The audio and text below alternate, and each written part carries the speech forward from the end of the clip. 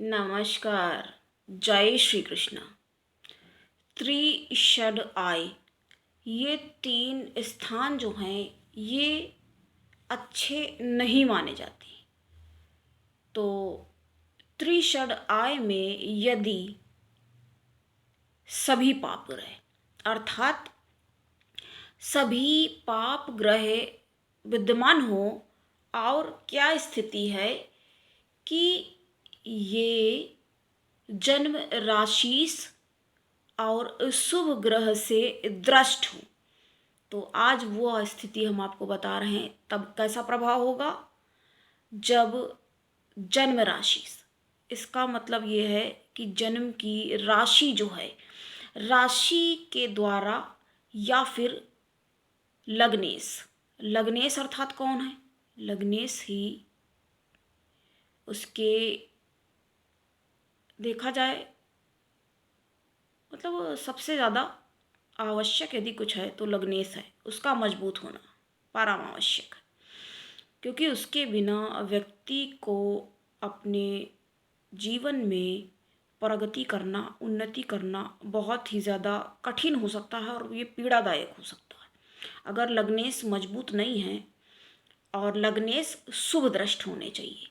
लग्नेश कहीं पर भी बैठे हों, अगर वो शुभ ग्रह, अब शुभ ग्रह कौन कौन से हैं वो हम आपको पूर्व में अपने वीडियो में बता भी चुके हैं, कई बार बता चुके हैं कि गुरु और शुक्र और बुध, साथ में चंद्र को भी कुछ परिस्थितियों में माना गया है। तो ऐसी स्थिति जब निर्मित होती है तो क्या होता है? ऐसा जातक तेजस्वी, ओजस्वी और राजा होता है और सम्मानित भी होता है। सीधी सी बात है, जब वो राजा है तो सम्मानित तो फिर होगा ही। और कई बार क्या होता है, जैसे राजा कोई व्यक्ति नहीं है फिर भी उसका बहुत सम्मान होता है, जैसे कि कोई आचार्य, गुरु। लेकिन कई बार अब लोग, उसमें भी उतना नहीं पढ़ना है हमें, लेकिन बताने के लिए ज़रूरी होता है तो बता ही देते हैं। कई बार लोग गुरु को, तो वो ढोंगी होते हैं, वो गुरु कहाँ है, फिर गलत समझ लेते हैं, जैसे गलत तरीके के होते हैं, सिर्फ अपना तरह तरह के प्रलाप और प्रपंच दिखाकर लोभ कि ये मतलब स्वर्ग दिलवा देंगे और पता नहीं क्या करा देंगे। तो उनमें लोग जब पड़ जाते हैं तो क्या हो जाता है, ये ढोंगी पाखंडी होते हैं। ऐसे कैसे अपने कर्म, मतलब कोई खूब पाप कर रहा है, जा करके कुछ रुपया दान कराया तो उसका मतलब सब ठीक हो गया, ऐसे। तो हम त्रिषड आय की बात करेंगे। आय अर्थात उसको आय का स्थान तो कहा ही जाता है, साथ में उसको ही लाभ का स्थान भी कहा जाता है। और एक बात आज आपको बताते हैं, आज इंट्रोड्यूस कर रहे हैं, ये इच्छा पूर्ति का भी और सम्मान का भी भाव कहा जाता है। तो ये काफ़ी इम्पोर्टेंट, लेकिन इसको साथ में अच्छा भी नहीं मान, क्योंकि आय का मतलब क्या है, आय का स्रोत आपका ऐसा। देखिए, अच्छी आय कौन सी होती है?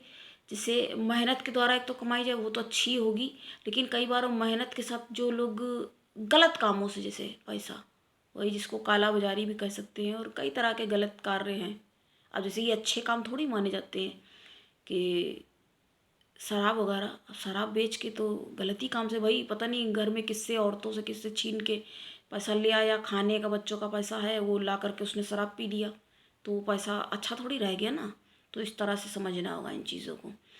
तो ऐसा व्यक्ति, और सारा वली में जो है ये योग को इस तरह से दिया गया है, इसको इसी तरह से एक्सप्लेन किया गया। त्रिषडाय, तीसरा स्थान अर्थात, और छठवां स्थान। तो जन्मांक का जो तीसरा, छठवां तो आपको, अगर आप मेरे रेगुलर दर्शक हैं, आप देख रहे हैं, तो क्या होगा, बहुत ही खराब स्थान है छठवें का। देखिए, हम आपको एक बात बताते हैं आज, बहुत ज़रूरी, आवश्यक, ध्यान से सुनिए, कि छठवें स्थान का जो स्वामी बनता है वो आपके जन्मांक में अब कहीं ना कहीं तो बैठेगा ही। जहाँ भी बैठेगा तो दुख ही उत्पन्न कर देगा उस जगह पे। मतलब उससे बाप रे, ये कह सकते बाप रे बाप, छठा जहाँ बैठ गया उसको तो दिक्कत देनी है उस भाव में जा करके। और ये कहीं ना कहीं तो बैठेगा ही जन्मांक में। कहीं भी यदि बढ़ जाता है तो ऐसा हो ही नहीं सकता है कि उस जगह पर बैठ करके वो कोई हानि ना प्रदर्शित करे। अब यहाँ पर थोड़ा सा मतभेद मिलेगा, लेकिन हम ऐसा नहीं इस चीज़ को मानेंगे।